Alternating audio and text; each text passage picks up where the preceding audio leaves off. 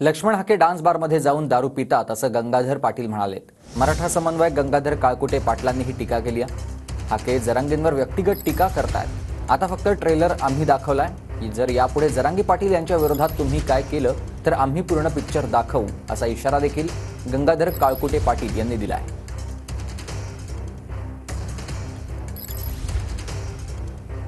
संघटनेचे अध्यक्ष आहेत सुधीर मते, हा तुमचाच संघटनेचा पदाधिकारी आहे का?